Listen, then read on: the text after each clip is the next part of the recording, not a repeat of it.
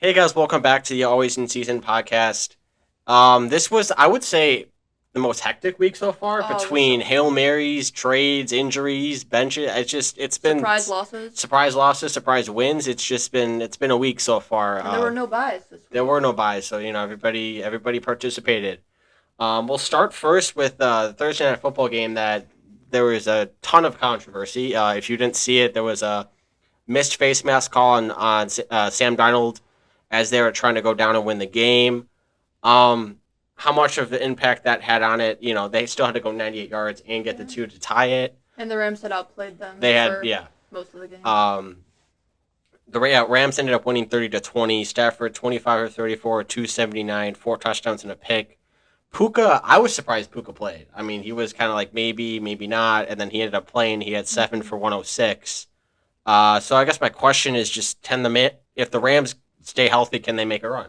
Yeah, absolutely. I mean, if you look at their division, they are at the bottom, but it's all super tight. Yeah. It's 4-4, 4-4, 4-4, and then the Rams are 3-4, and I think they have a really good chance. The Seahawks and Cardinals, these are teams that you don't know what you're getting every week. It seems to Yes. be that they're very inconsistent.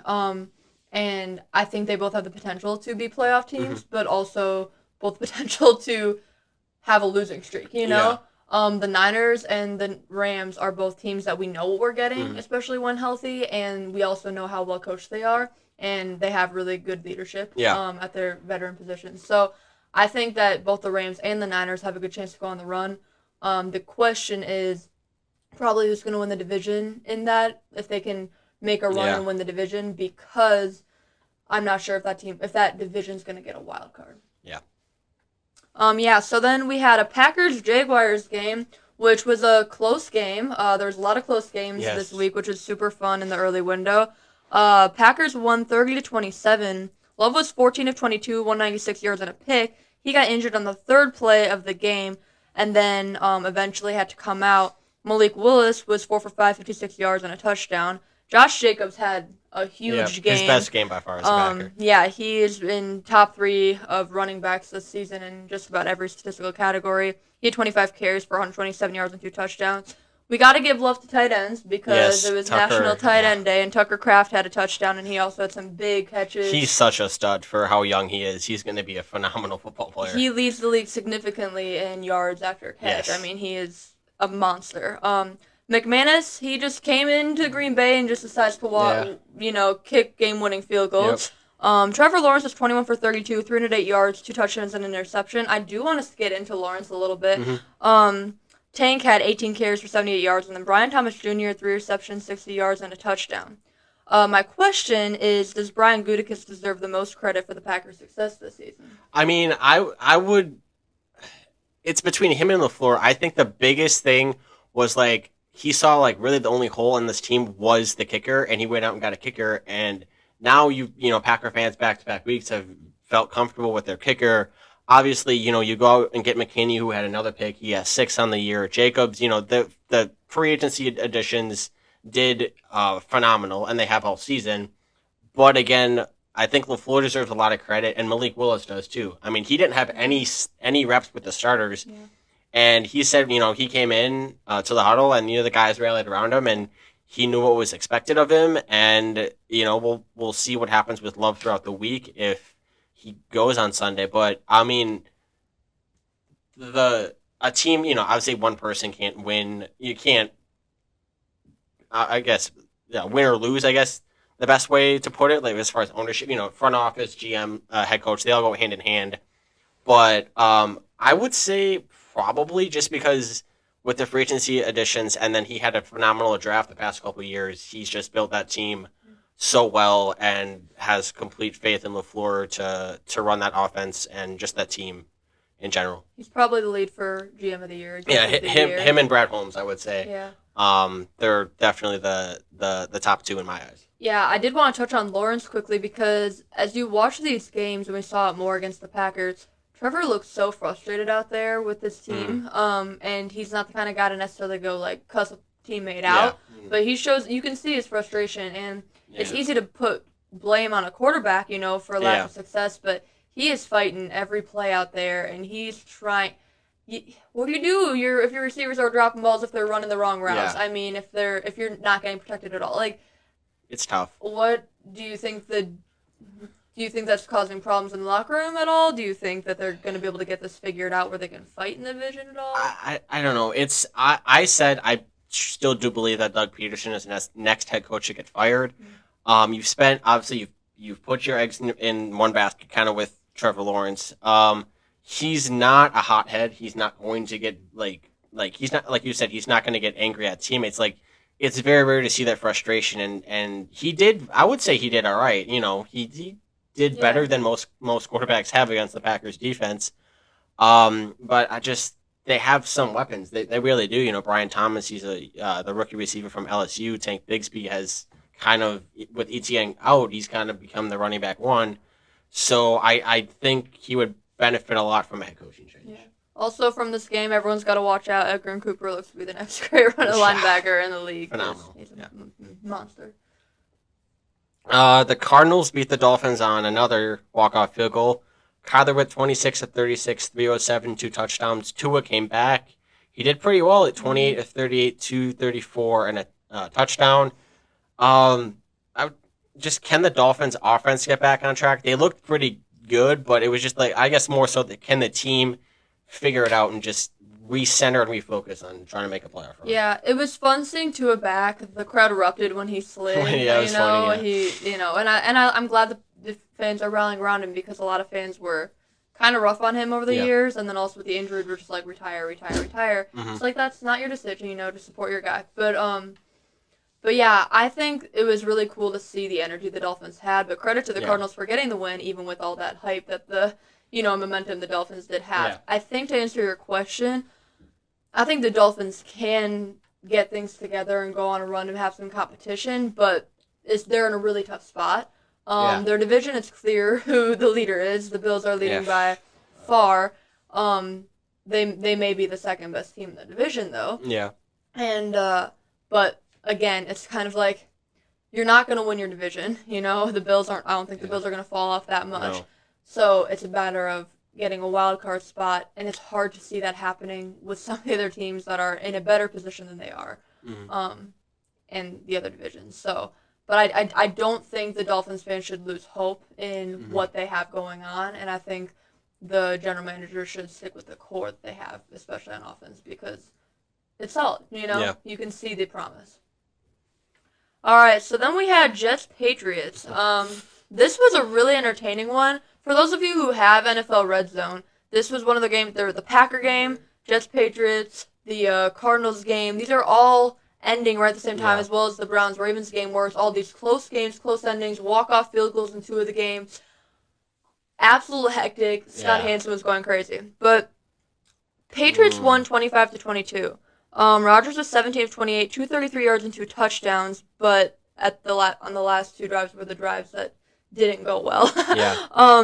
Hall had 16 carries or 80 yards, and then Braylon Allen had a touchdown. Wilson had 5 receptions for 113 yards. Drake May was 3 for 6 to 23 yards and went out with a concussion.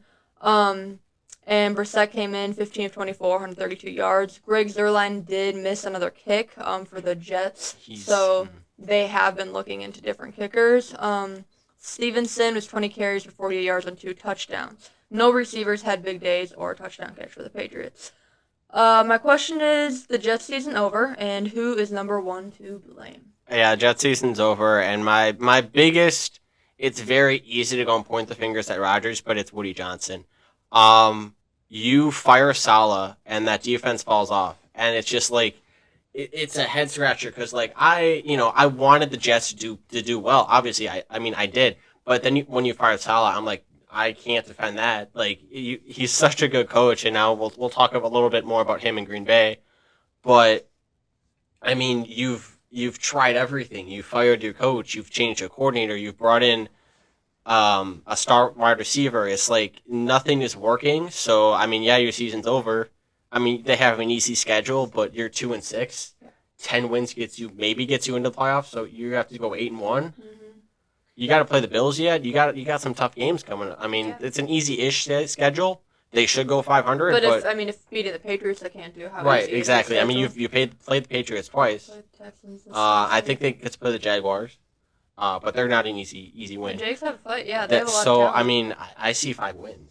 Yeah, and I think with the Jets team, I mean, you were pretty high on them going I this season. was, I and was not. I have not been a believer. I was not a believer last year before the whole injury happened because they're trying to do these quick fixes, and Aaron Rodgers is not the same. This is not a yeah, discredit to him. Even he's not it's the father same time. great player, It's father time. and and we Yeah, saw that in his last year of Green Bay that he was on the decline, and then an injury on top of it, and also just the idea of a whole new team, a new regime. So yeah, it was not gonna. I was not fully on this whole like, oh, their offense is gonna be great. Then I was what I was feeling promise about was their defense until they fired Saleh. And yeah, look, their defense has gotten worse since Saleh left. And Ulbricht's doing what he can, but when he has the head coaching responsibilities, he can't give the attention to the defense. And then again, bringing in Adams, I'm like, okay, cool. You might make your boy happy, you know? You might make Rodgers happy, you might have talent, but you guys look lost that they're using all three of your timeouts in the first quarter. yeah. What are you doing? That's just What are you doing? Like the last time I remember seeing that was with another interim head coach, with the Packers when they fired McCarthy yeah, later in the season, and fortunately it didn't end up costing them in that game. But throughout this whole game, the Jets' time management was terrible. On the last drive, when they could have had a chance to go win the game or tie it with a field goal, if their line yeah, makes it, they are thrown in the middle of the field with seconds left and no timeouts. And it's like, what are you doing? You're a veteran yeah, quarterback. Like that's yeah. not Rodgers. Like the It's whole not. thing is a mess. They have an inconsistent run game. Rodgers is not nearly as Mm. accurate.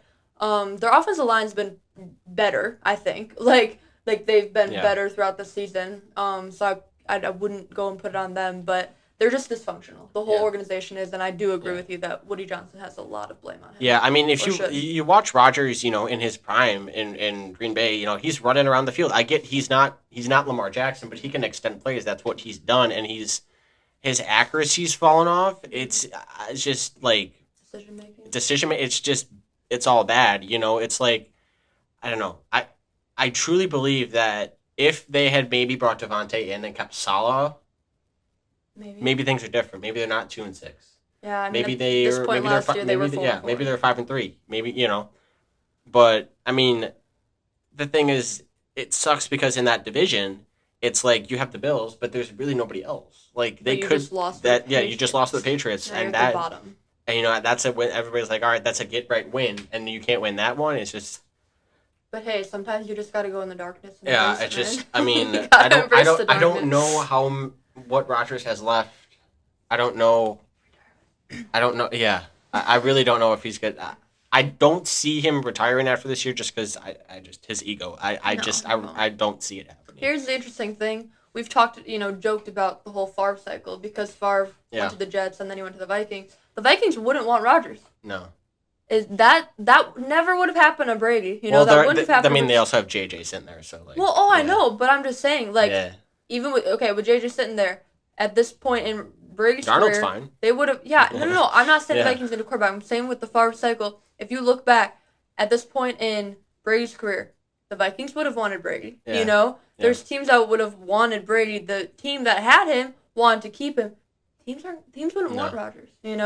And we got to stop putting him in the Brady conversation. No. In the GOAT Yeah. conversation. Yeah. We already should have not had. I don't him know. there. I won't put him in that conversation. Obviously, talent wise, it's a different category. It's not achievement. It just he's Yeah. not in that.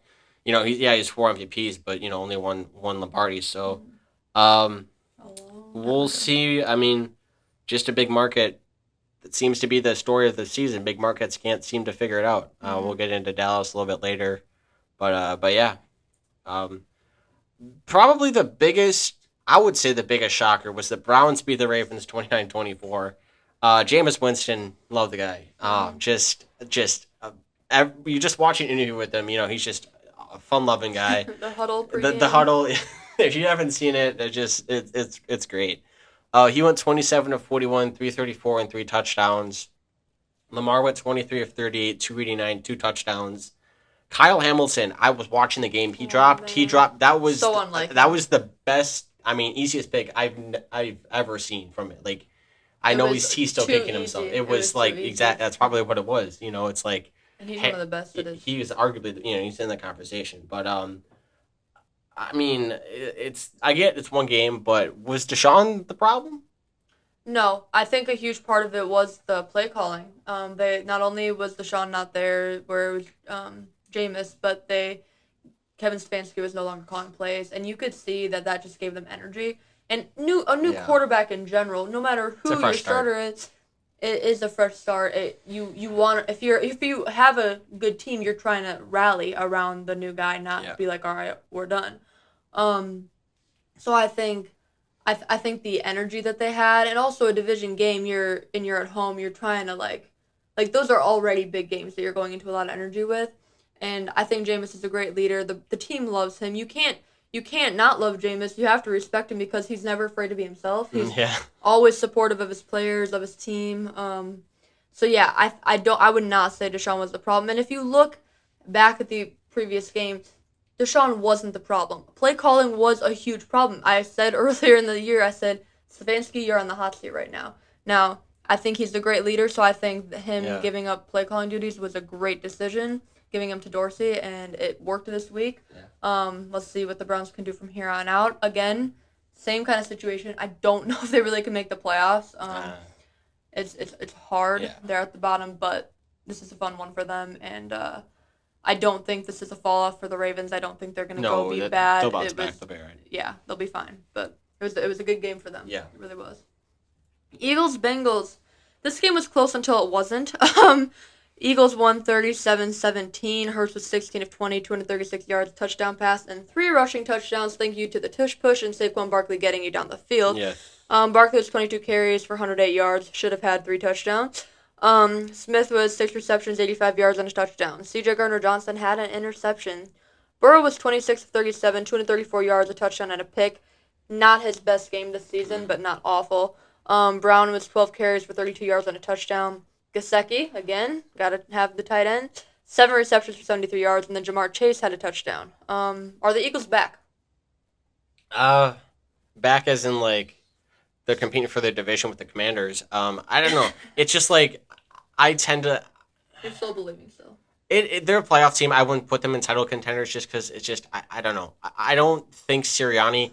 He's a coach. I'll give him that. I don't think he's a great coach. I think it's just like I don't know. I don't see him winning a Super Bowl with that team. I don't see him being a Super Bowl winning head coach. I think this is kind of like a lot with the Bengals too. I know I said last week that hey they can make a run and they could, but I don't know. It's just Jamar Chase is in a contract year. You have very few pieces, and this is not a good football team outside of a handful of players. But yeah, for the Eagles, I would say I wouldn't say they're contenders, but they're going to be fighting. I think they'll be fighting the Commanders in Week 18 for that division title. Titans Lions. It was 14-14 at one point, and then it got no longer exciting. Lions won 52-14. Mason Rudolph was 22 of 38, 266 yards, a touchdown pass, and a rushing touchdown, and then 2 interceptions. Pollard was 20 carries for 94 yards. Ridley had 10 receptions, 143 yards, and Westbrook had a touchdown. Jared Goff was 12-15 for 85 yards and 3 touchdowns. Hooker came in for a few plays, 2 of 3, 6 yards. Montgomery had a passing touchdown and a rushing touchdown. Gibbs was 11 carries for 127 yards and a touchdown. Laporta, Raymond, Bright, and St. Brown all scored touchdowns. Kirby Joseph and Trevor Nowaske each had an interception. My question is, should Ben Johnson be the hottest next head coach candidate? 100%. He should have been hired last year. I think a report came out that he wanted to go to the Bears, and I know Bears fans they have enough to complain about after and just be frustrated about. But it's just like the guy can just he can. That offense is as dynamic as I've ever seen. Just I don't know how he didn't get one last year. I think he kind of wanted to go back to Detroit because he felt like he could win a Super Bowl and had something left to prove. But yeah, I think if you fire your coach, if you're looking for a new head coach this offseason, you give Ben Johnson whatever he wants, because he's shown that with the right pieces and the right talent, like he can put up 50 points a game. I get it's the Titans, Jets? but yeah, it just The Jets will hire him? no. I mean, Dallas is probably going to be looking for a coach.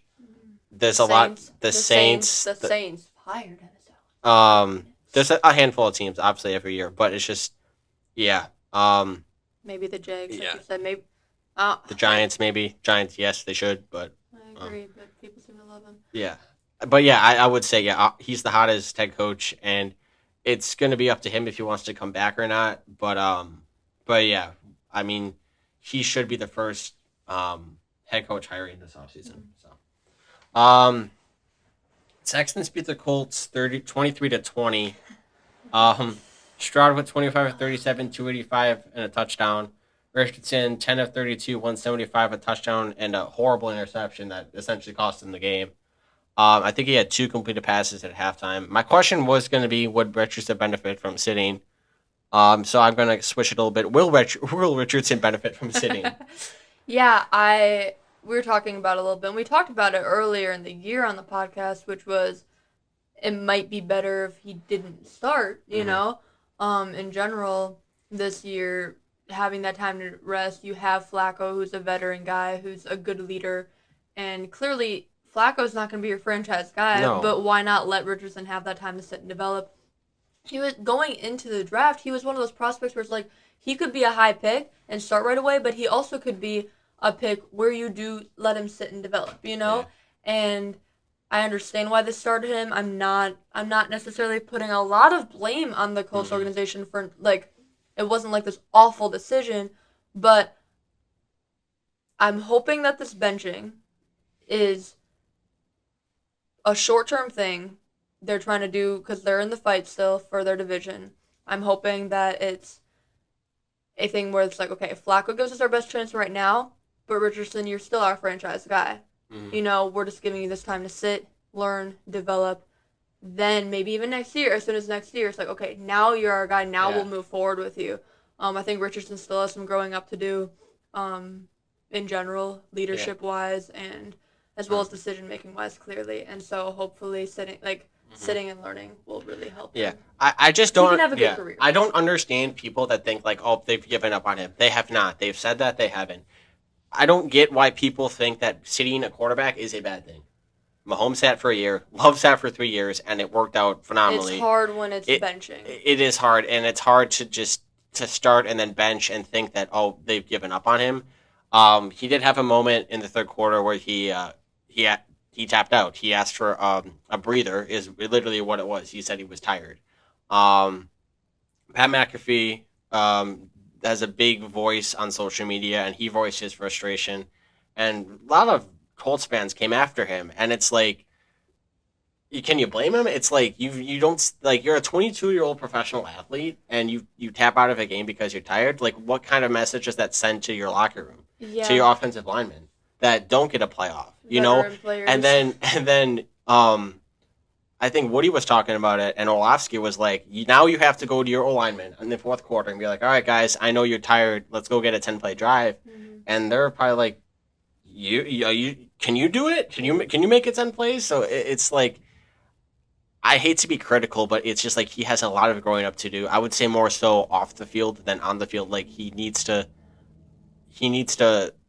very gifted athlete, but he needs to just figure it out. He needs to grow up. That's just the biggest thing. The Colts, I believe if they would have started Flacco this season, maybe I think they win on Sunday. I told you that. But I don't know. We'll see what happens. But if Flacco starts to win some games, I don't think Colts fans will be critical anymore. But we'll see. Yeah. So Saints Chargers. Chargers won 26-8. It was a get-right game for them. The Rattlers 12-24, 156 yards. Then they benched him, put Hayner in 9-17, 122 yards. I think that was a dumb decision. When you have, I'm sorry, let me just take a break from the stats for a second. When you have your starting quarterback out, you have your backup in. You are not expecting your backup to go out there and win the game for you and have put the team on his back. You, whether it's a rookie or not, you just say, don't turn the ball over. We're going to try to build through the run, make sure our defense is a top point. We're going to have the game plan where it's as easy as possible for you. Quick passes, screen plays, whatever, and then maybe it'll open up something down the field later in the game. Spencer is a rookie quarterback who Yeah. was not supposed to play at all this No. year. He was a drafted and absolutely develop. He gets put in the situation to start, handled it pretty darn well. You can Yeah. see that he has really good leadership qualities. He did not turn the ball over in this game, and they're like, "Yeah, we're benching you." I'm sorry, that was a dumb decision. I don't like it at all. They weren't gonna win that game, and their game plan was terrible. Yeah. Whether even if Carr was in there was terrible, but definitely with a backup rookie quarterback. So that made me really mad. But Kamara had 10 carries, 67 yards rushing, 55 receiving. Olave had 8 receptions for 107 yards. Justin Herbert was 20 for 32, 279 yards, and 2 touchdowns. He had a pretty darn good game. Dobbins with 17 carries, 57 yards, and a touchdown. Ladd McConkey had 6 receptions, 111 yards, and 2 touchdowns. My question is, whose seat is hotter, head coach Dennis Allen or GM Mickey Loomis? I mean, I would say Dennis Allen. Look, I've been kind of like okay with Dennis Allen. I would have not been nearly as critical as you have, but that right there, when they bench Rattler, I'm like, you don't like that. Basically, says to Spencer like, oh, we were expecting you to do better, as a rookie going in that you're not expected to start, and like you just don't do that. That's such a confidence hit for Spencer. I don't get it. You're not a good football team. Congrats. You won 2 games and then you've lost 6 in a row. Like you're not good. So I get. Derek Carr got hurt. They've dealt with injuries. It sucks. But yeah, I would say more so on Dennis Allen. I think he's in the mix to definitely be fired after this year. But again, we'll see. Falcons beat the Bucks 31-26. Kirk went 23 of 29, 276 and 4 touchdowns. Baker went 37 of 50, 330, 2 touchdowns and 2 picks. It's just both these teams kind of seem up and down. The Bucks are dealing with injuries. Just how do either of these teams find consistency in I would say, pretty competitive division? Yeah, I would say maybe the Falcons more because how the does Bucks. that? Yeah, because the Bucks are pretty injured. I It's know, rough. and that's the thing. The Falcons seem to have the Bucks number because they beat them earlier Yeah. too when the Bucks were healthy.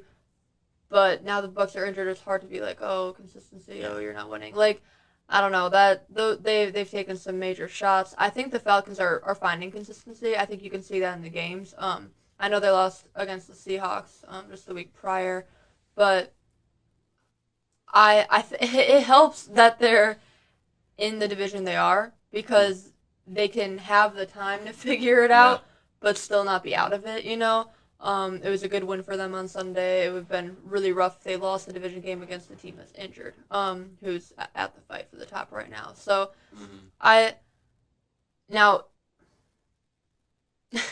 I think the Falcons are well coached. I think they clearly have great leadership in that locker room, Mhm. starting with Kirk. So if I were a Falcons fan, I would not be super worried.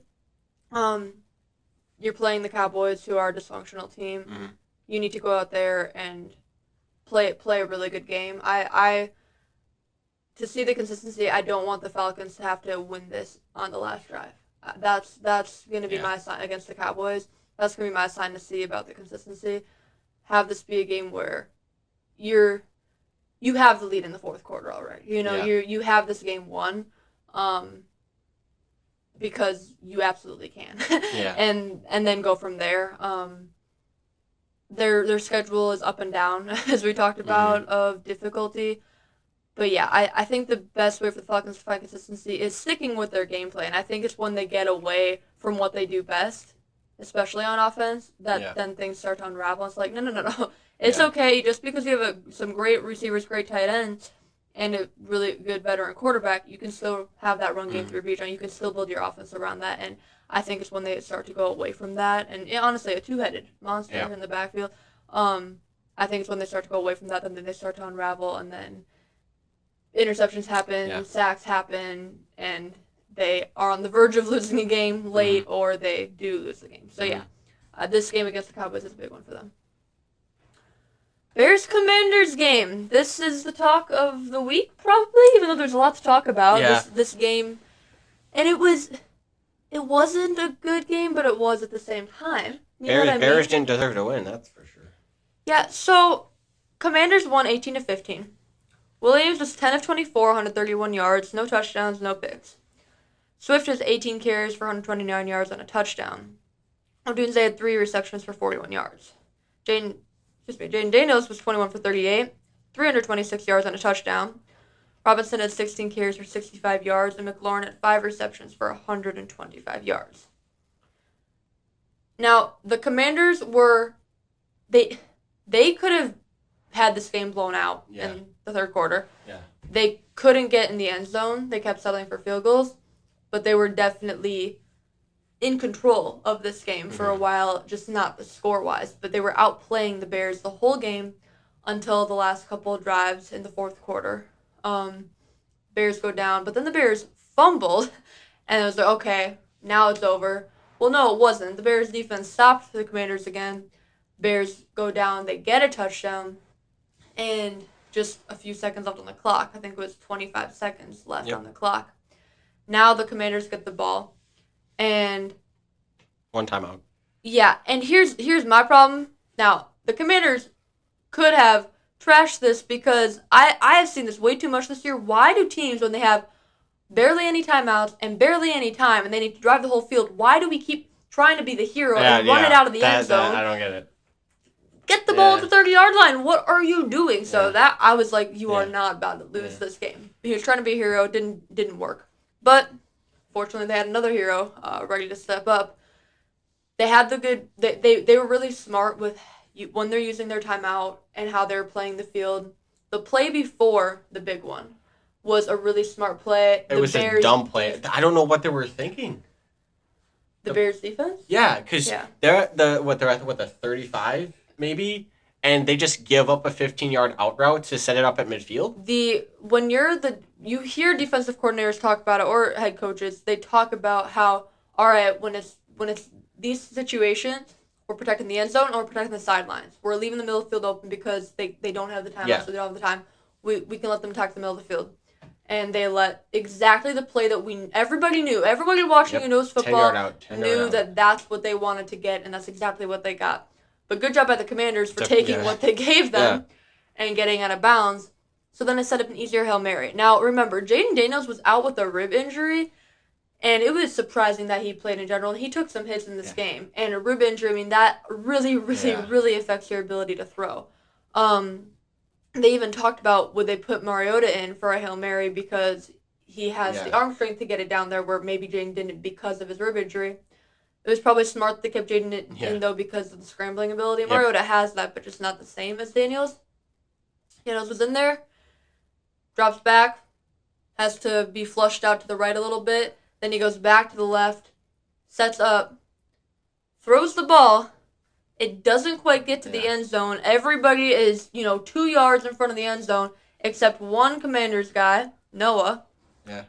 What a man. And the ball gets tipped right to him in the end zone, and the crowd erupts. Everybody erupts. Social media erupts.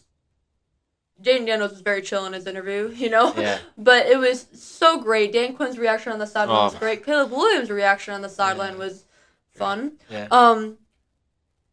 Number 29 for the Bears. Tyreek Stevenson probably had a fun film day. I'm sure he had a fun day in film. He had it rough. He already, before the game, had made bets with Commanders fans of who's going to win. And he was like, oh, come on, this is our house, man. This is our house. Like, we're going to win. And they were like, no, we're going to win. So he made a bet with fans, which why are you doing that already? And then on the last play, receivers are 30 to 40 yards downfield on this Hail Mary, and he is still talking trash to fans. He didn't even have a good game. He personally did not have a good game. Terry burnt him all game. He was. What are you talking trash about? Literally, what are you talking trash about? But also, you have 7 seconds. There was 2 seconds left on the clock, but the Hail Marys, 7 seconds left to seal the win. Wait to talk the trash, wait until it's over. And then he's like, oh, shoot. Yeah. The play's on, runs, so now with all of his momentum, he's running, and he's the one who tips the ball back because of the amount of momentum he had going in to catch up to the play. That is what made the ball tip backwards instead of batting it down, and what led to the touchdown. It would have been better if he stayed talking trash for longer. Yeah. He should have talked I trash think the whole Bayard was going time. to pick the ball off. He should have talked trash the whole time, and then Yeah. we probably are not having this conversation. But the Commanders deserved to win that game. The Hail Mary was great. The defense by the Bears. Who has a spy on a Hail Mary play? Who has a spy on a what? You don't want to give up? You know the 30-yard run by Jane Daniels for 50. Well, yeah, if they get there, but what in the world? It was. Yeah, and then Bears fans are calling about a holding call. Like, you're not going to get a holding call on a Hail Mary. They never do. I've just never like you don't seen get a it. pass interference call. Like, it doesn't happen. So No. just enjoy your loss. It's just like it's just like now it does suck because the NFC North was really tough, Yeah. and now they're 4-3, so now they look like the little brother in the division. You know. Yeah, it's just I don't know. Like, Caleb had 33 yards at halftime. It's just like I mean, Jaden Daniels, he can freaking play football. Like, he just looks so. He looks not only like the best rookie quarterback, but like he looks like a top 10 guy this year. He looks really. And hats off to Dan Quinn for getting really this team comfortable. Just in Like Cliff Kingsbury too. It's just. Yeah. I mean, I was impressed with him for a bruised rib, but. Yeah, and Bears fans are so delusional. They're the one fan base that they can complain so much yet also talk so much trash. I don't understand. I'm like, do you have confidence in your team or you don't? Because you complain a lot, but then you're also over here like, yeah, we're better than you. I'm like, what are you doing? So, I don't know, but that was a really fun game. Anyway, what's your question? Yeah, so my question for you is, was it a more impressive win for the Commanders or a more disappointing loss for the Bears? I would say disappointing loss. Like, your defense kept you in it. I mean, just horrible coaching down the stretch between you can't run the ball, you can't score, and the first time you try to score, you hand the ball to a backup offensive lineman, and you fumble the ball, and then I don't know what's more confusing, the allowing the 15-yard out or just having the spy. Like, it's just there's so many plays you can go back to, and it's just like I had been saying Eberflus is not a good coach. He's clearly the worst one in that division, and he lost them that football game. Yeah, and with the play before is really what lost them the game in a sense, because if you don't let that play happen, then they're not gonna be able to do the Hail Mary where they're gonna do the whole lateral thing, and that just doesn't happen. Work. It really doesn't work. So. Yeah, that was a rough one. But congrats to the Commanders. That's a fun win. Bills beat the Seahawks 31-10. Josh Allen, 283, 2 touchdowns and a pick. Geno had a solid game. But I guess pretty straightforward are the Bills the second favorites in the AFC? I mean, we know the Chiefs are the favorites, but are Bills number 2? I'm such a slow believer in the Bills. I'm sorry. I think the Bills, we've seen this. Yeah. They're a good regular season team. It just comes down to can you beat the Chiefs in December? In overtime too. Like that's usually I'm not a believer yet. Yeah. I'm not. You gotta see it. Yeah, I have to wait till the playoffs. Like I need to do in the playoffs, and I guess that's not really having faith in them. And I admit I don't have faith in the Bills past the regular season. Are they going to win their division? Duh. Or are they going to be a 2-3 seed in the AFC? Probably. But I'm not ready to go say that, because are we saying, are they the second best team in the AFC in regular season? Sure. You can say that. You can say they're better than the Ravens in the regular season if you want to. But I can't go and say that. But you have the Texans, but they have some injuries. But you have the Texans, you have the Ravens. The Chiefs, they haven't been playing great, but they've been getting wins, which I guess is almost a different kind of sign of a great football team. Yeah. Other than that, and then you have the Bills. Like, those are kind of the top dogs, and then there's like a next tier. You know? I truly, 2 of those 3 teams will be playing in the AFC Championship, I believe. What 2? We'll see. So no, because the best teams you're talking playoffs to, I can't say no. That's fair. I think you have more confidence in the Ravens and even the Texans in the playoffs. I think you have more confidence in than the Bills, and I think you have more confidence in the Ravens beating the Chiefs and the Texans beating the Chiefs than you do the Bills. That's fair.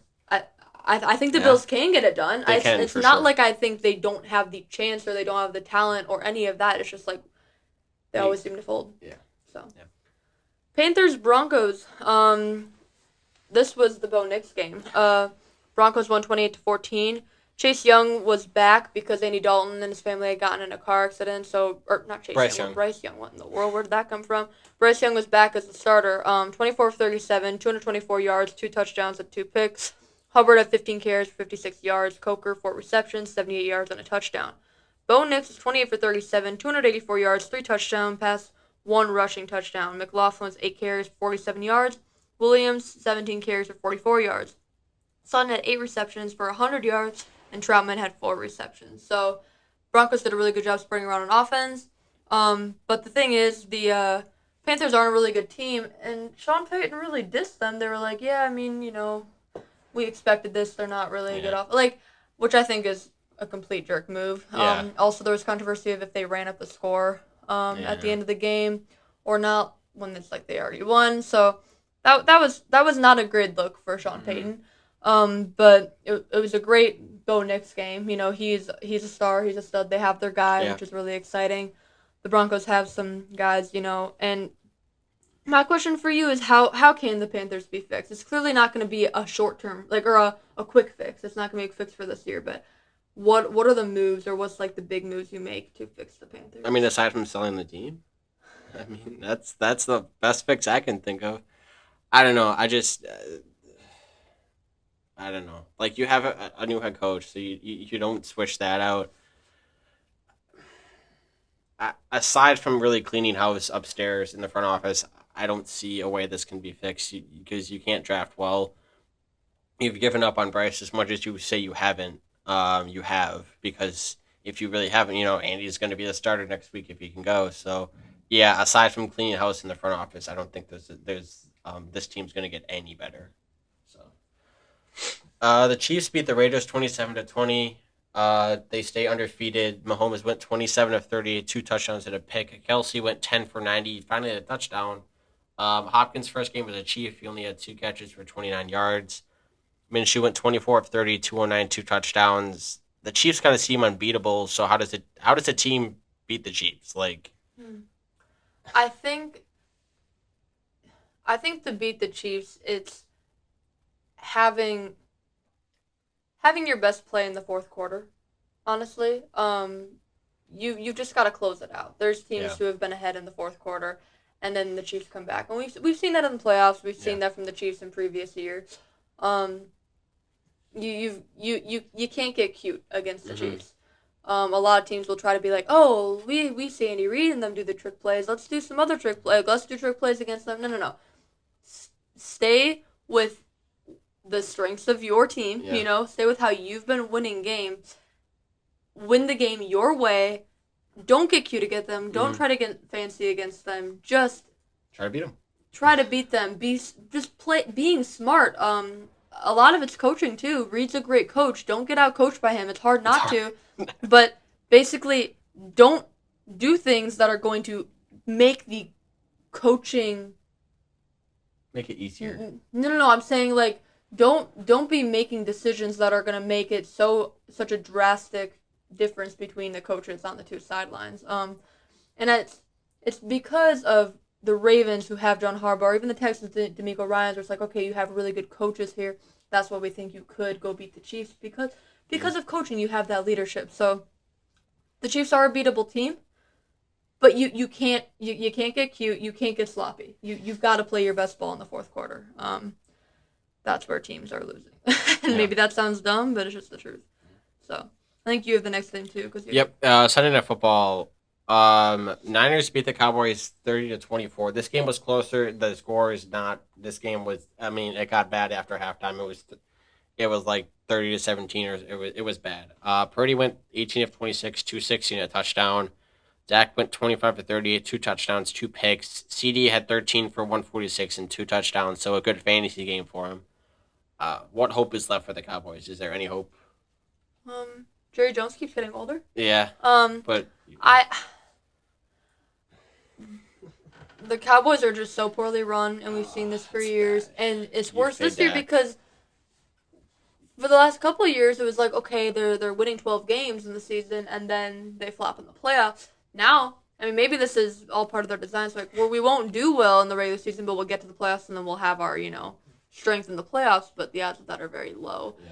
I think It's so hard because some of the decisions they made this offseason just put them in a worse spot already. Yep. But you're not gonna get rid of Jerry Jones until he dies, and I'm not No, like no, you know what right. I mean. Like it's just It the is. truth. It is. Yeah. But I don't necessarily know if a coaching change is the best move. Again, another coaching change.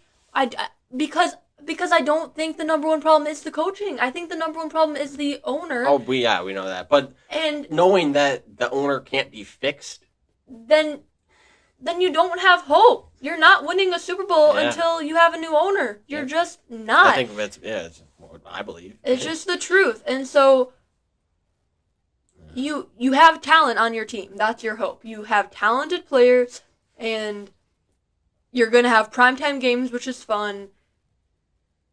Your division will fluctuate. You know, teams change. The Giants are still in your division, so I guess that can be your hope. Like, I don't know. Like, you have the talent. I'm sorry, but you're not winning the Super Bowl with that owner. You're just not. Yeah. Because your owner and your GM, they're not making good decisions. They're just not. They already paid Dak, so their scapegoat's going to be McCarthy this offseason. So I apologize, McCarthy. You probably should have never taken that job. No. It's not the job you want. I hope McCarthy, this isn't the end for him. I think he can still do it, even if it's just a coordinator position that he goes to. But That'd be fun. yeah, but your hope is that you have talent and that Jerry Jones is getting older. Yeah. That's your hope. Monday Night Football. This was a fun one. This actually was. Yep. Giants Steelers. It was a gritty. This was like a classic old school. Kind of what Giants you expect Steelers. from. Yeah, it was like it wasn't the two teams from this year that were playing.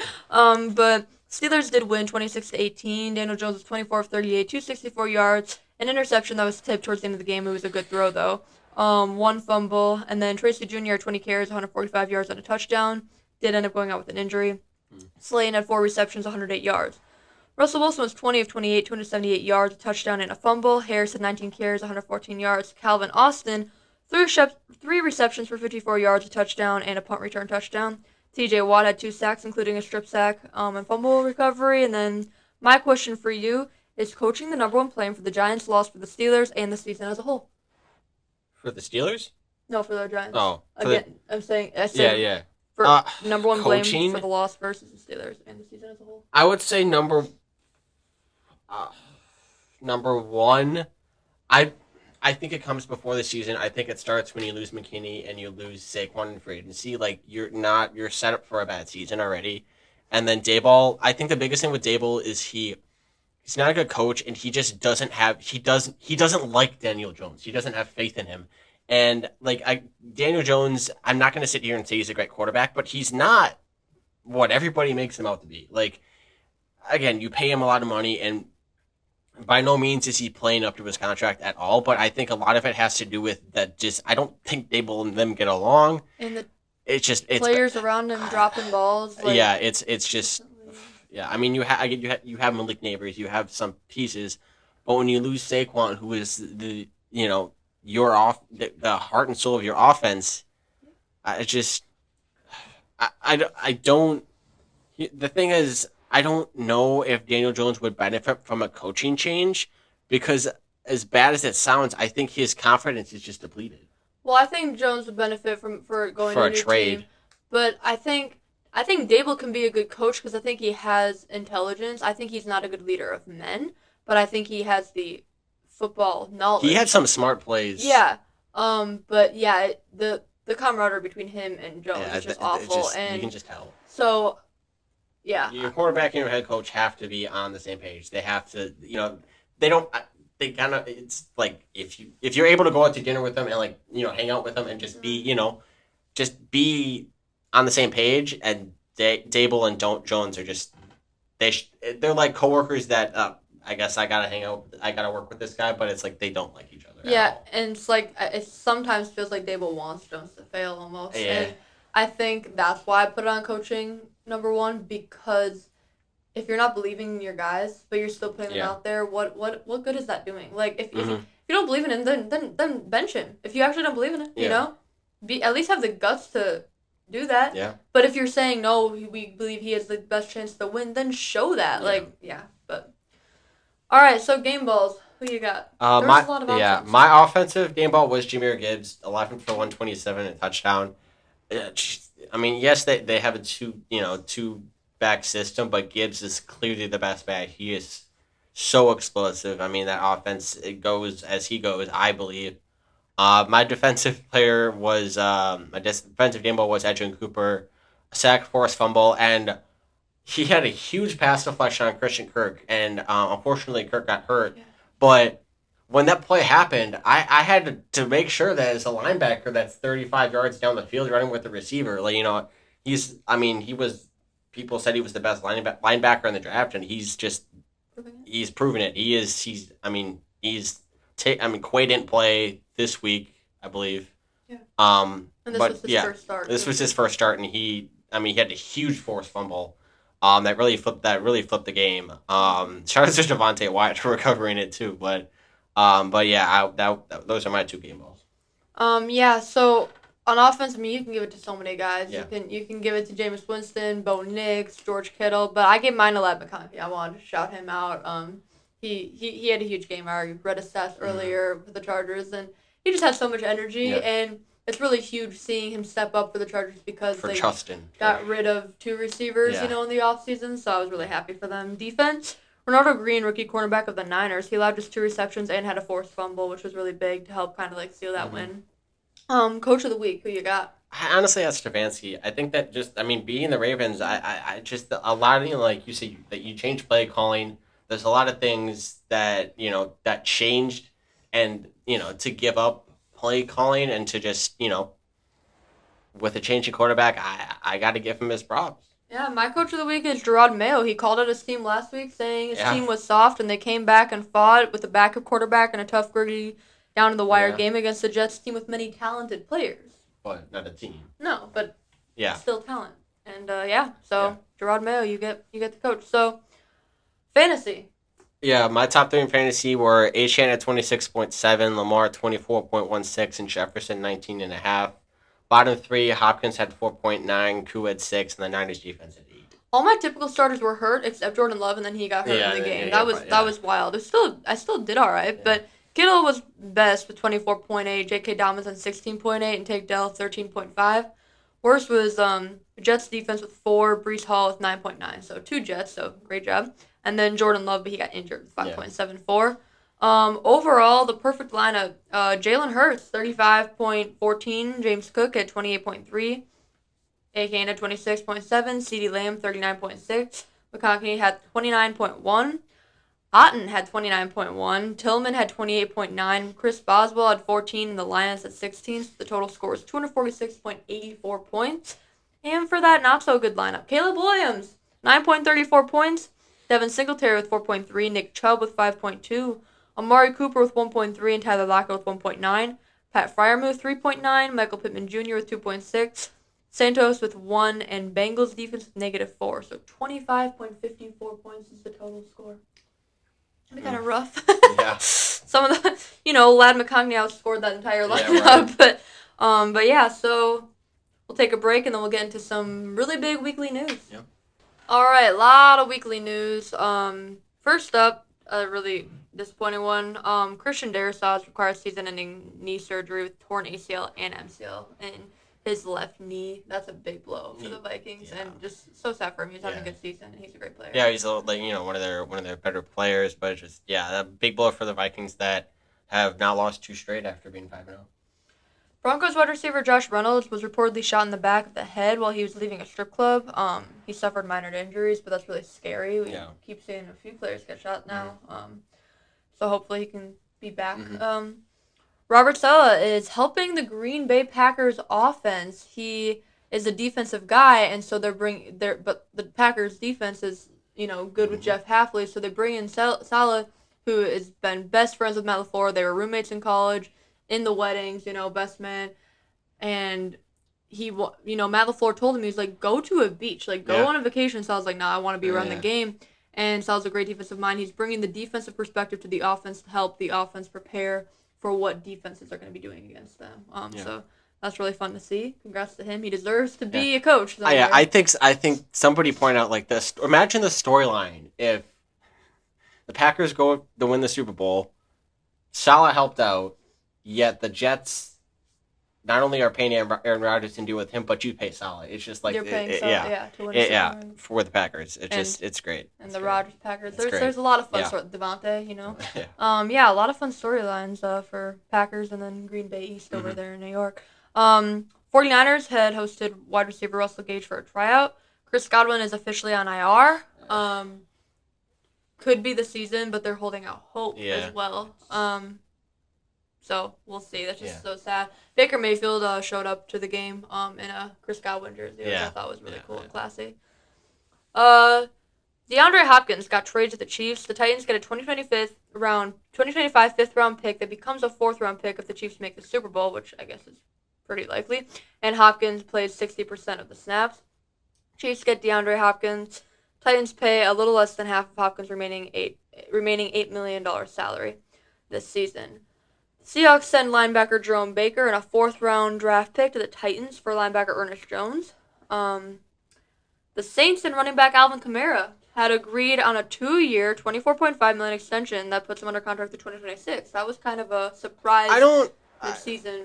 Like the one thing is, as much as I follow football, like the cap will always how you can move money around like that is it's just that if you look at how much below over the cap that the Saints are, it's a lot by but I guess props to him, keeping him around, but just he was rumored to be on the trade block and then you signed him to an extension. It's mentioned this earlier, but Andy Dalton and his family were involved in a car accident near Charlotte. None of them were transported by emergency medical personnel, so that was good. He was being evaluated by medical personnel for the team and as well, but they did let him sit. I don't know if that was based on injuries or also just like being smart. I think he hurt his thumb. I want to say it wasn't clear. Like I think they were trying to keep it kind of private because it wasn't like a football injury. But I'm glad they're all okay. Wide receiver Mike Evans is expected to be out until after the Buccaneers' Week 11 bye due to the hamstring he injured on Monday night. So that'll be good to get him back because they already are without Godwin for possibly the whole season, likely the whole season. Texans signed Devin White. There were rumors of that happening, and they made it official. Jordan Addison posted on his Instagram story free 3. I don't know what exactly that means because y'all are doing fine-ish. You lost twice this week, so I guess he's like, all right, I'm out. But I don't know. We don't know what goes on. Maybe that meant nothing with the Vikings, but it sure seems like something to monitor for sure. Yeah. Drake May exited with a concussion. He's in concussion protocol. Patriots still won. Jordan Love exited with a groin injury, but it's just a sprain. He is day-to-day. I'm sure we'll get a full week of, he is limited. We'll give him up to game time, I expect nothing less from LaFleur is a legend when it comes to his weekly interviews or his daily interviews. Yeah. We already talked on this, but Richardson left the game because he was tired. Well, you benched yourself, buddy, so now you can have all the rest you want. Wide receiver Christian Kirk is out for the season with a collarbone fracture. Right away knew it was a collarbone. Yeah, like just the way it happened. The announcers, they were like, a shoulder. I was like, no, this is a collarbone. You could see. Yeah. Whatever. But I hope he can come back healthy next season. That sucks. It was just a football play by Edwin Cooper, like you said, but just landed badly. Kansas City acquired linebacker Josh Uche from the Patriots. He was the 2020 second-round pick.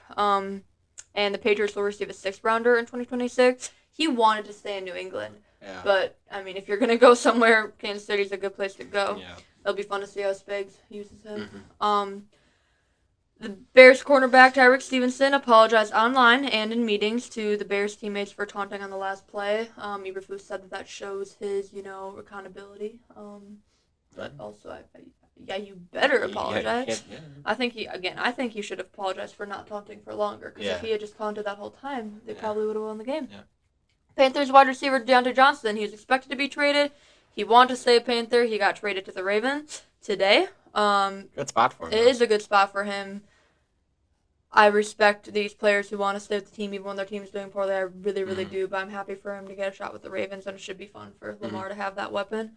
Carr is expected back at practice tomorrow on Wednesday, so that'll be nice for the Saints. Maybe they can go win 6 in a row now. Yeah, they need to.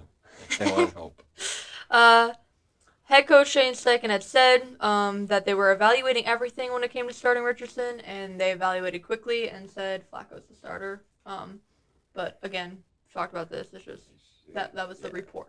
Yeah, I just like the amount of outrage from Colts fans. Just it's I don't know. Yeah, it said the coaching staff got together today and decided. Yeah, and just yeah. And it makes sense. It makes sense. Yeah, it totally. And like even like Schefter was talking about it. They're like, he said he had talked to some front office executives and was like, yeah, and they were like all like, yeah, of course, like he's gonna get benched after that. But yeah, just some growing up to do. That's all it is. And having a veteran leader, Like Flacco. quarterback at Flacco to lead your team down the stretch is huge. But also to sit behind for Richardson. Mhm. Jair Alexander, he seems to have avoided a major injury. We'll see how he progresses throughout the week.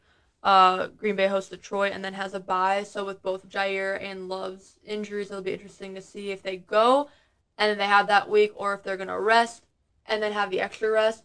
Matt LaFleur has always been the guy. If they can go, they will, but they're not going to put him in a situation where they can risk the further injury. Yeah.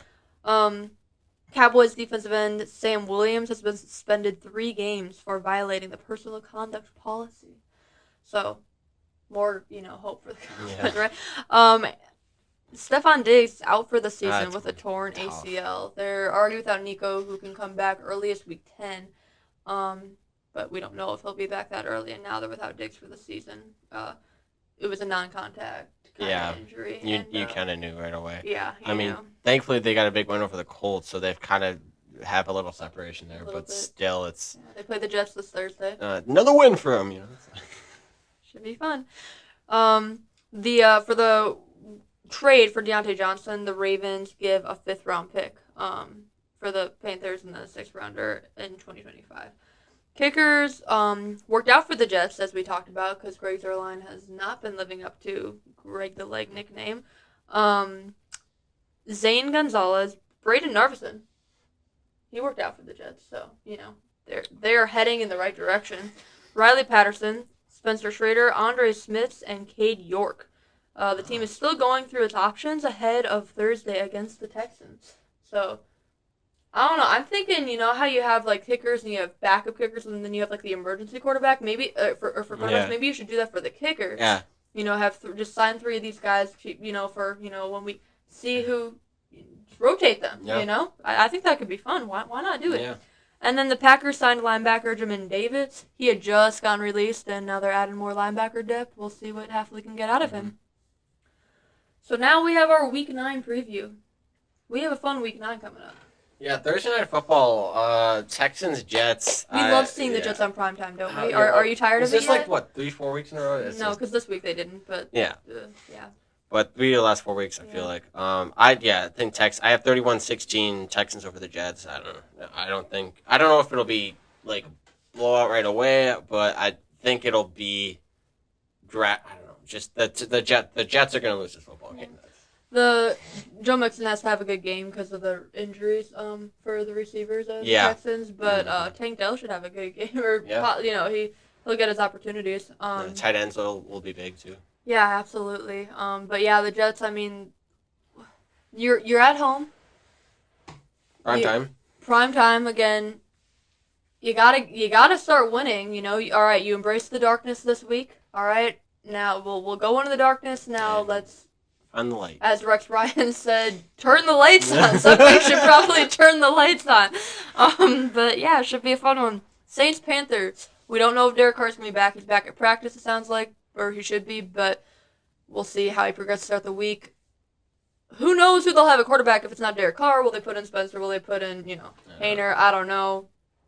Same with the Panthers. We'll see if it's Dalton back or if it's Bryce. Yeah, or if they just have running backs out there. I don't know what they're doing, but Saints will probably win. Yeah, I have them 17-10. I don't think it'll be a pretty game, but I think I think the Saints will probably win. I really think this is a big opportunity for Spencer. I think I guess I don't know what Dennis Allen is doing over there. So, but Derek Carr might be back. Yeah, so he might not get that chance. Yeah. But I think this is a big opportunity for the Panthers. They might really be able to steal that number 1 overall pick. Yeah. Commanders Giants. So division game. Some believe that Daniel Jones might be benched. No. At this point, if they haven't already, I don't think they will. we'll see how Jaden Daniels does throughout practice. I'm sure he'll play since he played last week, but we'll see how he can if he Mm, heals up more. Where it seems like he's fully healthy, you know, because that rib injury it is tough. But it will be interesting. Commanders are coming out. They have a fluctuation of ages, but overall I would say kind of younger team. yeah. Dan Quinn's a great coach. We'll see how they respond to a exciting win. You know, the Hail Mary, Yeah. like, because that is a lot of teams can get caught in like Mm-hmm. the Hail Mary and then they lose the next game that they really Yeah. should win. Yeah. So division game, and the Commanders really need to win this game, to stay in front of the Eagles. Yeah. Um, yeah. So then Dolphins Bills. That's a fun one. I think this can be a close game. I think this could be a game the Bills lose. It's in Miami. Yeah. I got Bills 30-22. I think it could be like tie. It's in Buffalo. I think it's in. I think it's. I think it's in. I think it's in Miami. Yeah. Yeah. But I think this could be a situation where the Josh Allen leads the game. Maybe not game winning drive, but like to go up. To go up 8 or 7 or 8 or whatever. But I think this could be a close game. This could be, I guess, a trap game if you want to call it for the Bills. But yeah, I think this. I don't know if this will be a blowout. It could very well be a blowout. It's a really big mid-season game for the Dolphins. Yes. So it really is. Yeah. Browns Chargers. That's a really fun one, I think. Yeah. I got 28-25 Chargers. I don't know. I think it'd be close. Um, Chargers kicker has been very good this season. I don't know. Just Justin Herbert is doing so much with so little. It's very impressive. But the Browns team, they're coming off a big win. So I think they'll have a little bit of momentum. But yeah, I think the Chargers edge this one out. Patriots Titans. I actually have the Titans winning this one, Levis gonna 21-16. play? I don't. Doesn't make a I don't difference. think they win if he plays. I don't know. It's tough. I think the Patriots win this game. You think so? Back to back wins. Yeah. I don't know. Yeah, I think it'll be a close game. I think, yeah, for how not great these teams have been this year, I think it'll be a close game. We'll also see if Drake May clears concussion protocol Yeah. or not, Yeah. or if he'll be reset again. But that's not a bad. I mean, he was starting No. earlier. Yeah. So, Cowboys Falcons. This is a game to Mm. watch. I got my bold prediction, but the Falcons are winning this one. All right. Raiders Bengals. I that's that's really tough actually. I mean, I got 24-14 over the Bengals. I think this is like a get You right think the game. Raiders win? No, Bengals. Oh, for the Bengals. For the Bengals. I think this is a get right game for the Bengals. They need to win this game. I really have a tough time seeing them make a run if they lose to the Raiders. I really do. But stranger things have happened. Yeah. Broncos Ravens. I think the Ravens have to win this game, but I Mhm. don't think it's gonna be easy. No, I got 28-23. Yeah, this is.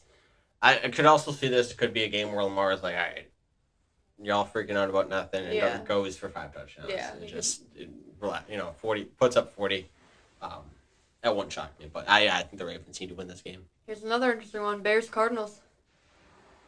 That's a fun one. I got Cardinals 24-20. Okay.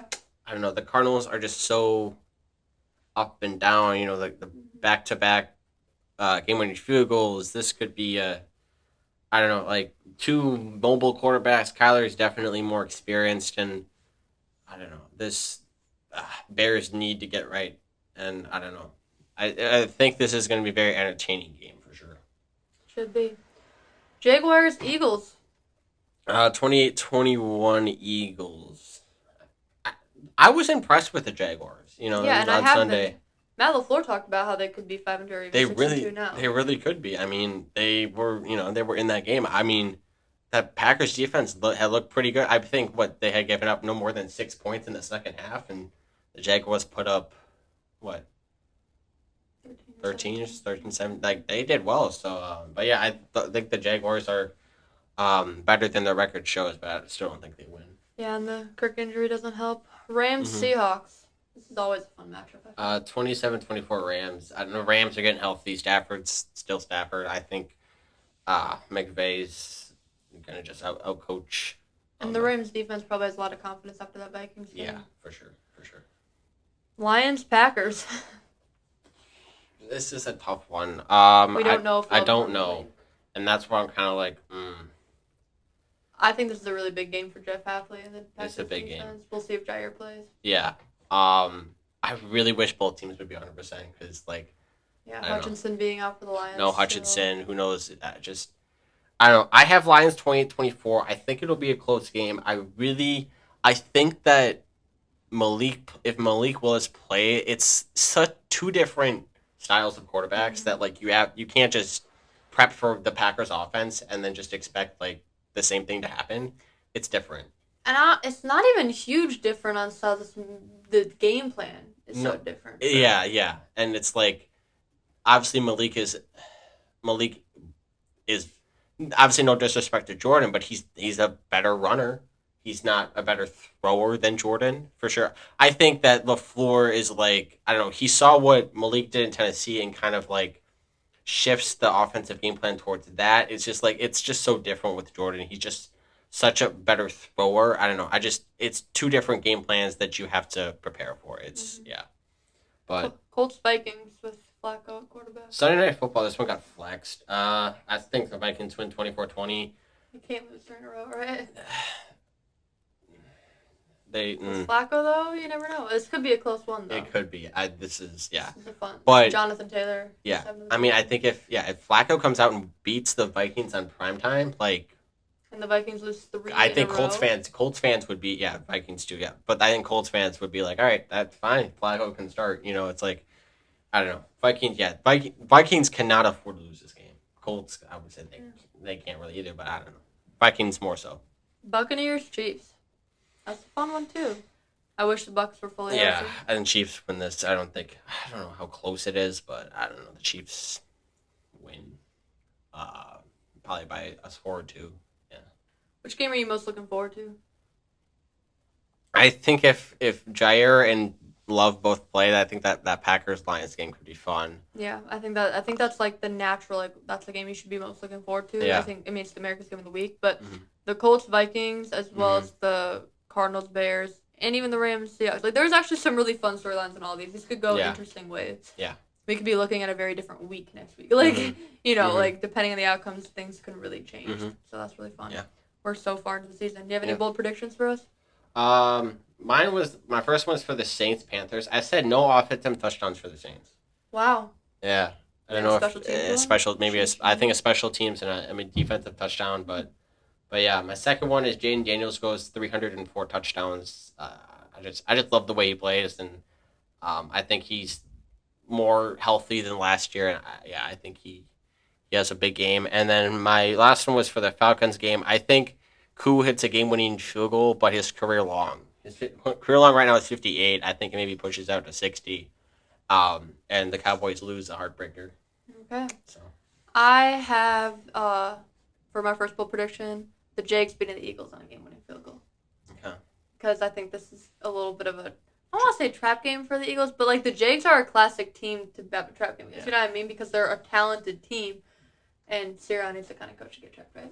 So that's my first one. Second one is that next game, Bears Cardinals. I think the Cardinals win, but I think Caleb Williams has the best game of the season. I think he throws for like 3 touchdowns, maybe rushes for 1. I think he has a really good game. And lastly, mine was gonna be about the Packers defense, but then with the Jair injury, that's really hard to do, so I'm not doing that one.